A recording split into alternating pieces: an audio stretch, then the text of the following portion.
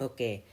Nah, jadi di hari ini sebenarnya kita ingin mengupdate beberapa pergerakan yang sebenarnya ya prediksi biasa dan bukan mengarah kepada hal-hal yang kayak tadi malam yang tentang apa namanya? Tentang rainbow chart itu.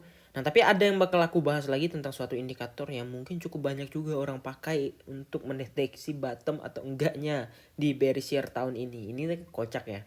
Tapi nanti kita bahas itu dan kita bakal bahas Bitcoin dulu untuk pergerakan hari ini. Oke. Bitcoin dia terlihat melakukan reversal pattern ketika Bitcoin di area sekitar support yang di sini guys ya.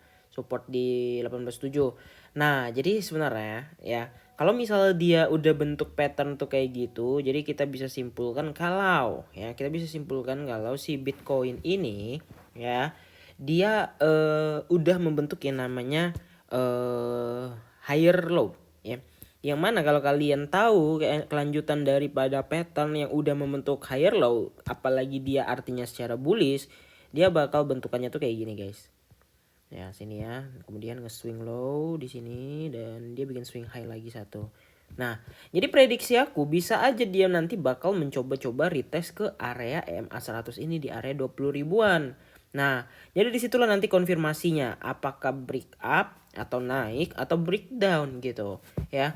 Nah, jadi sebenarnya untuk area-area resisten yang kayak gini, ini kan resisten yang lumayan tebal ya teman-teman ya. Nah, jadi belum tentu dia bakal punya power untuk menjebol karena sebenarnya kalau kita balik ke area 20 ribu lagi itu sebenarnya udah krusial banget dan cocok banget untuk kita mau beli BTC down lagi yang kalau kemarin udah ke TP ya, kita TP-nya di mana, di bawah sampai bulan depan gitu ya. Nah, sebenarnya bulan depan itu adalah masa-masa yang sangat-sangat krusial karena di Oktober, yang biasanya Oktober November itu adalah puncak daripada bearish year per tahunnya. Ya, puncaknya tuh biasanya tuh di situ dan di Desember itu biasanya sideways turun ya. Apalagi ada event Natal dan Tahun Baru yang mana bule pasti take profit dong ya kan. Mereka mau Natalan gitu. Dan musimnya juga winter guys ya. Kalau misalnya di bule itu November, Desember itu winter dan orang bakal cenderung lebih tidak melakukan kegiatan apapun gitu. Jadi perekonomian ya mungkin agak sedikit, bukan terhambat ya, agak sedikit menurun ininya, intensitasnya gitu.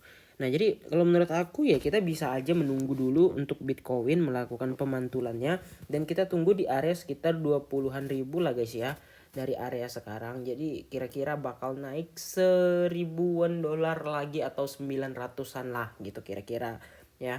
Kita bakal naik 900 sampai 1.000-an dolar lagi. Kapan Bang? Iya, dalam waktu yang dekat karena kalau kita perhatikan indikator kayaknya kuat banget mau ngelakuin bullish gitu ya.